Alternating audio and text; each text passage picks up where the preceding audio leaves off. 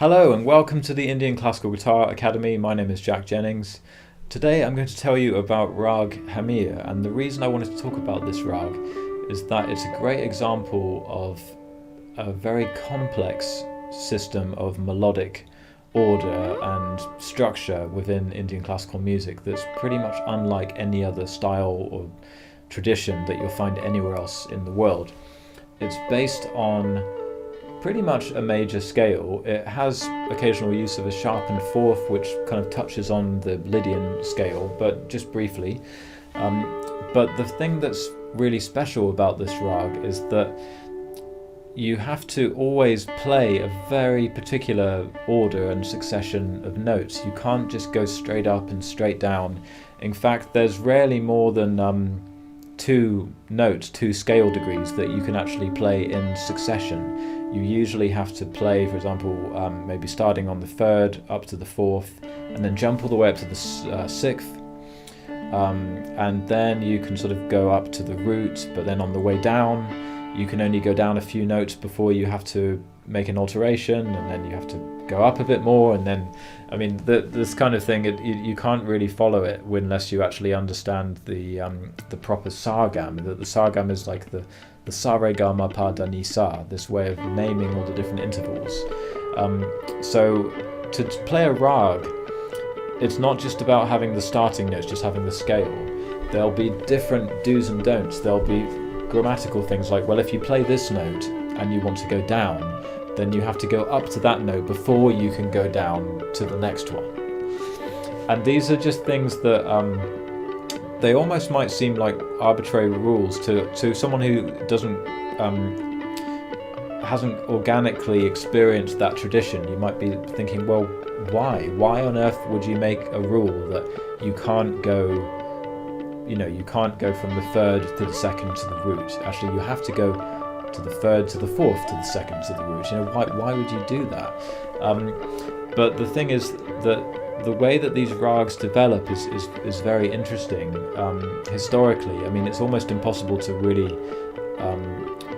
fully know how they developed, because they're almost like an amazing piece of technology that we have access to, and we know that it's developed over a really long period of time, and we now have it in a very kind of crystallized, clear form that the musicians can use to improvise.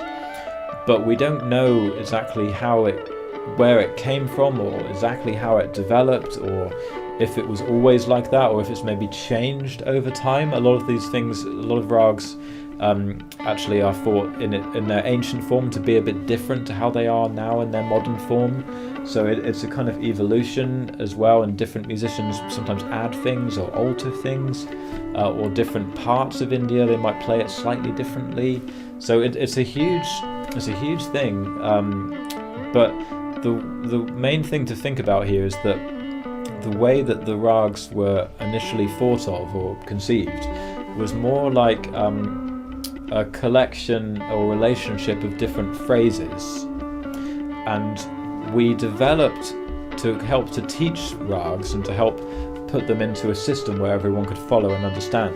We developed these kind of rules of like, well, you have to go up to this note, but then you have to jump over that one in order to get to the next one. Or when you come down, you can't go straight down, you have to go down a bit and then up a bit more and then jump back before you can go back to the first note. So we kind of developed these rules, and that there's a system of ascending and descending order where you can kind of codify the do's and don'ts within the rag.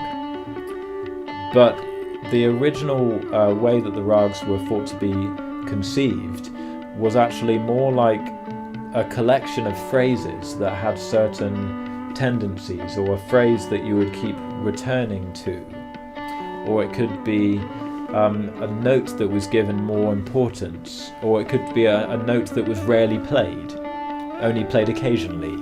And these different phrases were thought to be coming together to create an overall mood, an overall sense of melodic balance. It would create an atmosphere, it would create a sense of grammar. But it's a bit like learning a language. The native speaker of a language, often wouldn't be able to explain the exact grammatical rules, but they know when they're speaking if it sounds right or if it sounds wrong. And at the same time, native speakers can still make mistakes. They can still say things that might be grammatically incorrect, or write things that might be grammatically incorrect. And then sometimes that becomes a new norm, and grammar changes and develops.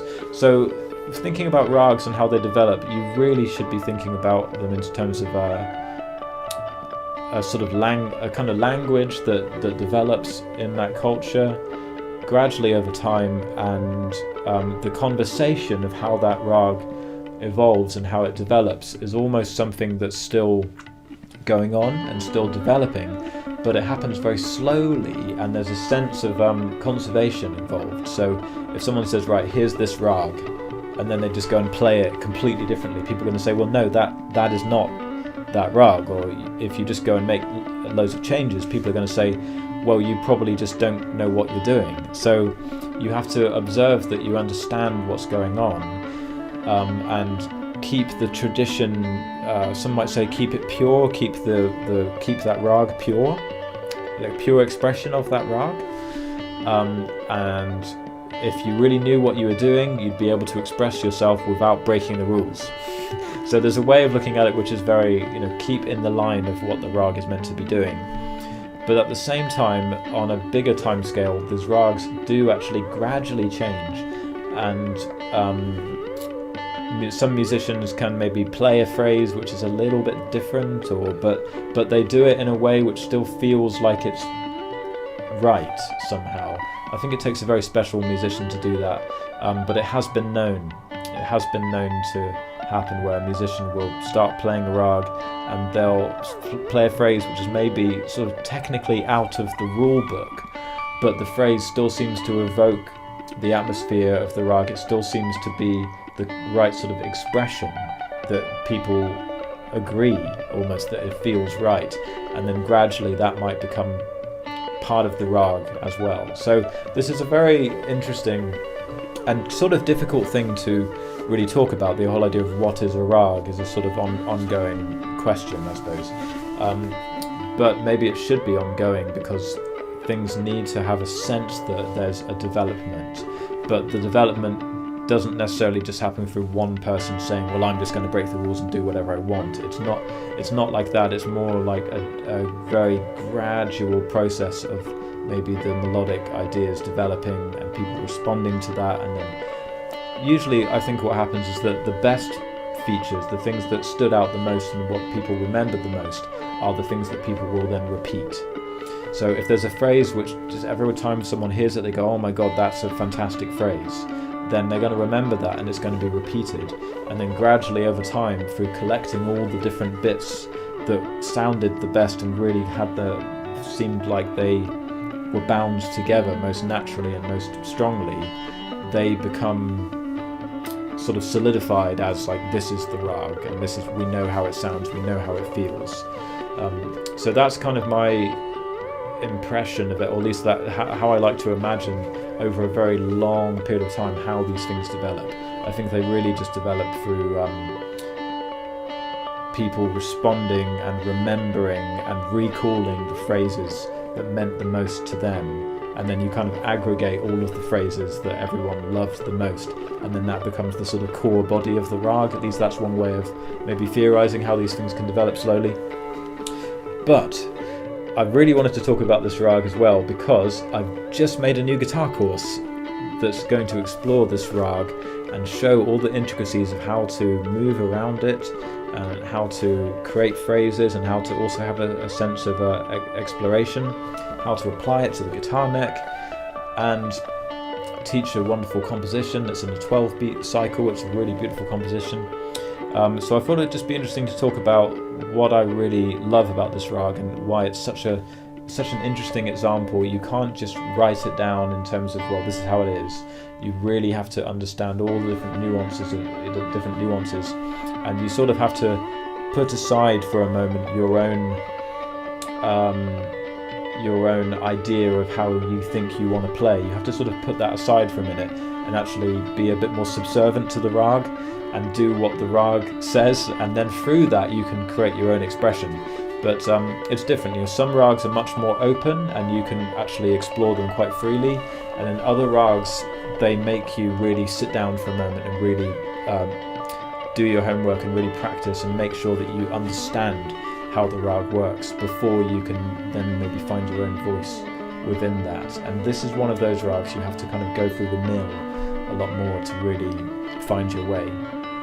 So thanks for watching. I hope you guys found this interesting. I've just kind of let loose today. This is more like the conversation I might have with another musician, or maybe just thinking about these things myself. This is the kind of thing I think about when I'm just maybe making a cup of tea or going for a walk.